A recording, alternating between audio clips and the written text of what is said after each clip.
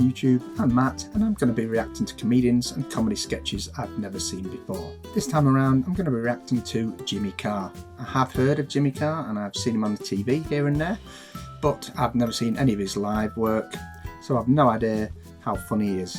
This video is going to be split into two parts for copyright reasons, so let's see what he's like. Hello, I'm Jimmy Carr. Being here is a dream come true. Only this time I've got trousers on and you're not zombie penguins. Live at the Apollo, if my friends could see me now. Well, they could have. They should have booked tickets.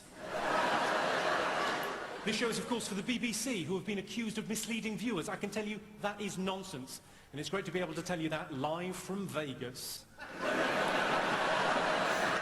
And if you're watching the repeat, it's great to be back. They do edit a lot of stuff on TV. I mean, that bit earlier where I told you how to get out of paying the licence fee, they'll probably cut that. Who do you think you are? That's a great BBC show, isn't it? I tell you who I'd love to see on that. Prince Harry.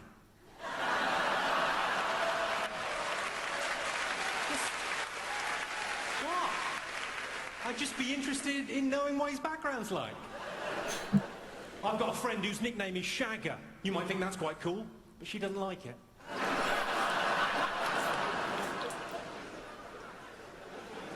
I've got a friend, she's got a theory. She reckons the way to drive a man wild with desire is to nibble on his earlobes for hours and hours.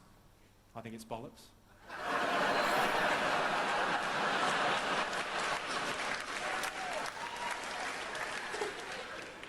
My girlfriend said to me, "Have you been having sex behind my back?" I said, "Who the fucking hell do you think it was?"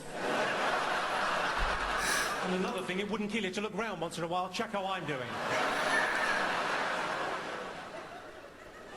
Well, I'm Jimmy Carr, and we've got Alan Carr on the show later on. How about that? Right?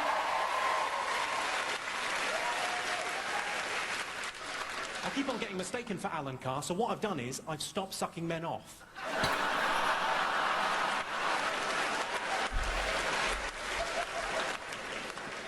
Don't get the wrong idea. You know, I'm a very gay-friendly act. I was asked last year to judge Mr. Gay UK. I said, no problem at all. He's against nature and against God, and he's going to hell.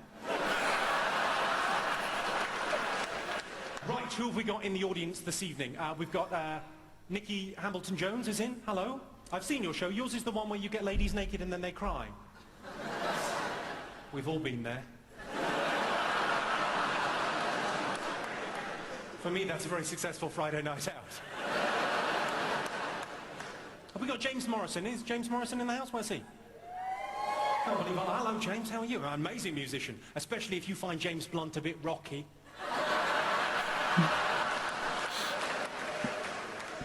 You Give Me Something is an amazing song. You Give Me Something is my favourite song ever about chlamydia. My favourite. I love it. Dean Macy's here. Where's Dean Macy? Dean Macy? You're our hope for Beijing, aren't you, in the decathlon? I love the decathlon. You know, it's where you do 10 different things, isn't it? Sort of jack of all trades, master of none. If you don't mind me saying. The 2012 Olympics is going to cost £8 billion, which is, you know, a lot of money. It's probably going to bankrupt London, but you can't put a price on 2 bronze medals in cycling.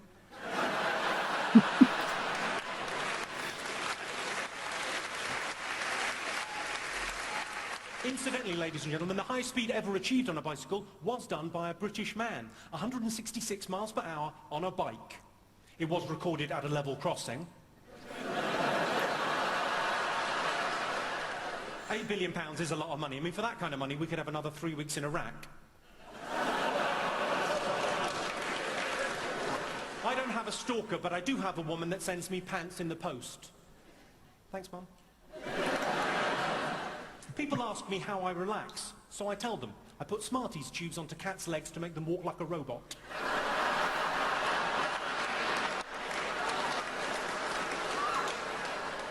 If I'm really stressed, I make them go down the stairs. It's adorable, they look so confused. I realise some of you will be worried about the cat. Don't worry about the cat. If it's hurt, if it breaks its leg, it's already got a splint on. I should warn you, don't kick off this evening. I'm middle class, but I'm hard. Al dente, you might say. If you got the al dente reference, you're middle class too. Well done. I've got quite a posh voice, though. Would you agree with that, Hammersmith? It's quite a posh voice, but we've all got a phone voice. Mine's quite breathy. I quite like those phone sex lines. I like them because they're the only place in the world where premature ejaculation is an advantage. I once came in under 75 pence.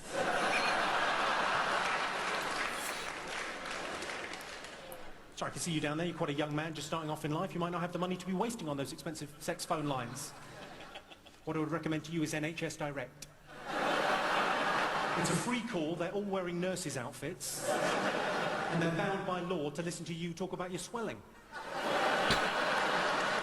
My friend got his bathroom redone. He was showing off about it. He said, yeah, we got a walk-in shower. I said, how were you getting into it before? I went on Ask Jeeves. I asked Jeeves why Google is so much better.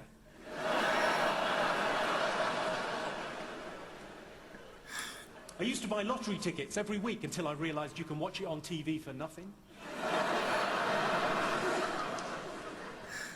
I like to think of bungee jumping as suicide for indecisive people. A lot of people cry when they chop onions. The trick is not to form an emotional bond. I don't mind Tony Blair getting paid millions and millions of pounds for his autobiography now he's no longer Prime Minister. Because let's face it, he's got mouths to feed. One of which is enormous. He said in an interview recently that he sometimes makes love to Cherie up to 5 times a night. And there's me thinking the decision to go into Iraq was difficult.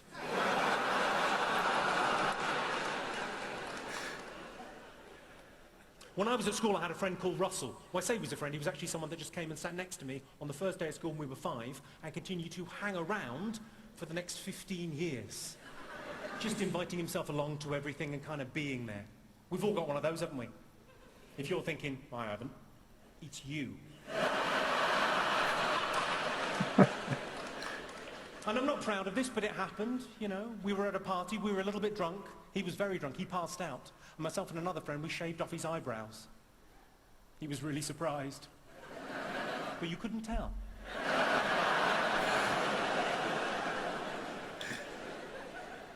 I'm on a diet at the moment. It's really simple. I can eat as much broccoli and cauliflower as I like. It's brilliant. Haven't had any so far.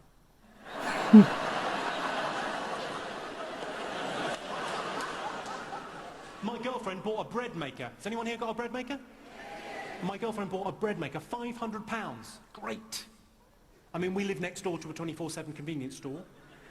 Bread is 49p a loaf, which granted is convenient and cheap. But we will break even in the next 4 years if we double our consumption of bread. We can somehow get the ingredients for free, and we don't take into consideration labour costs. What I'm basically saying in that joke is, I love you, Caroline, but for fuck's sake.